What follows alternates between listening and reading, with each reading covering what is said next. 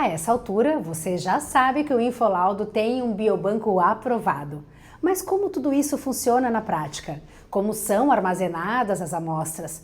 Quais os cuidados são tomados com os dados dos pacientes?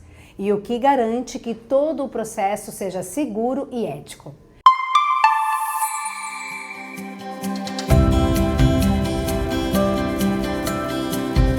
No vídeo de hoje, vamos abrir as portas e mostrar os bastidores de um biobanco, da coleta ao armazenamento, com transparência e responsabilidade. Como que o biobanco vai coletar esse material? O que tem que ficar claro primeiro é, o material ele chega até o Infolaudo como uma peça para análise patológica de rotina. O paciente ele precisa de um diagnóstico por conta de uma condição qualquer que ele teve previamente. O médico que o atendeu encaminha esse material para que nós façamos a análise patológica.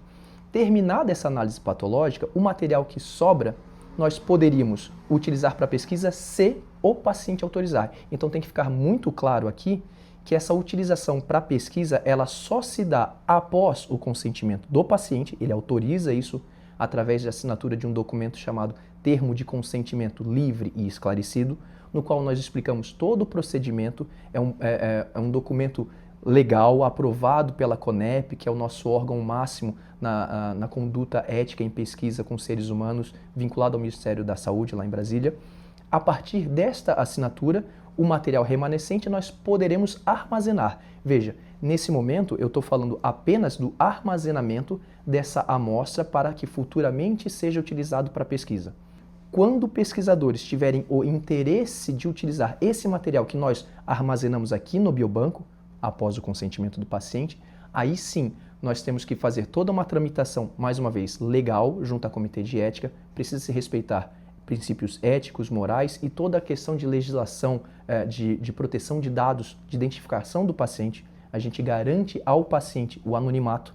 Um pesquisador ele vai saber que aquele pedacinho de tecido humano é um pedacinho de pulmão, mas ele não vai saber de qual paciente. Ele vai saber que é de um paciente do sexo masculino, tal idade, o laudo que foi emitido, mas jamais vai acessar informações para identificação qual que é o paciente de fato. Então a gente garante o anonimato. Isso é até uma prerrogativa legal, uma obrigatoriedade que nós temos que cumprir para que nós consigamos a aprovação dos projetos de pesquisa futuro. Então, mais uma vez, laudo emitido, consentimento do paciente, nós armazenamos essa amostra. Como que ela fica armazenada? Ela fica armazenada respeitando todos os protocolos que são comuns a laboratórios de patologia. Então, independente de uma amostra ser destinada à pesquisa ou não, ela vai ficar acondicionada do mesmo jeito. Não tem risco nenhum ao paciente, ao tecido que ele nos doou. Elas são acondicionadas da maneira igual. Mais uma vez, eu só reforço, aquele material que seria descartado porque terminou-se o procedimento de emissão de laudo, aí sim, ao invés de nós descartarmos, a gente guarda para o desenvolvimento de pesquisa no futuro. O material que será armazenado no biobanco Infolaudo, ele chega até nós em frascos. Então o tecido fica dentro de um frasquinho, um vidrinho pequenininho com um líquido que estabiliza esse tecido humano.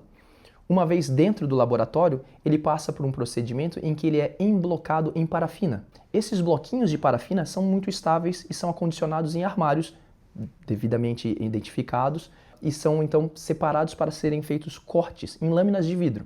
Essas lâminas de vidro são as mesmas que são utilizadas para o laudo médico.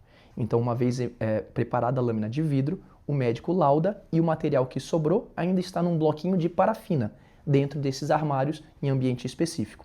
Como o paciente autoriza a utilização desse material para pesquisa futura, ele passa a ser caracterizado como uma amostra do biobanco, este bloquinho de parafina continua conosco no laboratório. Em hipótese alguma, a amostra de material sairá do laboratório Infolaudo. Quando forem realizadas pesquisas com esse material, o grupo Infolaudo do laboratório vai preparar a lâmina de vidro e aí sim, esta lâmina de vidro poderá ser utilizada pelos pesquisadores. Mas a peça remanescente, aquela que está num bloco de parafina, não sai das instalações do laboratório, até para garantir a segurança. Tanto a segurança biológica, porque isso é um tipo de material que não deve ser descartado de qualquer maneira, como a segurança com o próprio paciente, o respeito que a gente tem com o paciente que autorizou esse acondicionamento, esse armazenamento do material biológico. Além disso, todas as informações do paciente que são preenchidas no nosso sistema, no nosso banco de dados, eles também não são fornecidos ao pesquisador. Apenas aquelas informações que não identificam o paciente. Eventualmente, no desenvolvimento da pesquisa científica, eu preciso saber se aquela amostra de pulmão, aquela amostra de intestino, ele é de um paciente do sexo masculino, sexo feminino, a faixa etária. Essas informações, elas ficam armazenadas no nosso banco de dados e somente essas informações que poderão ser fornecidas ao pesquisador. Jamais o fornecimento da identificação do paciente, dados de telefone, documentos. Não, esses não saem do Infolaudo, eles continuam no banco de dados do Infolaudo. Todas essas instalações, tanto a parte de material biológico, como os blocos de parafina, e a parte de dados, essas informações do paciente, ficam no mesmo prédio, no mesmo endereço, aqui em Itajaí, e não sairão de maneira alguma para outros locais que não esses que estão armazenados.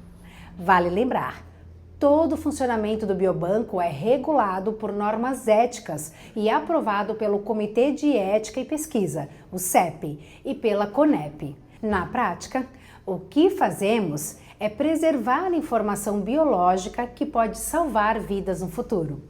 No próximo vídeo, vamos compartilhar todos os detalhes de como o biobanco impacta diretamente pacientes, médicos e a comunidade científica.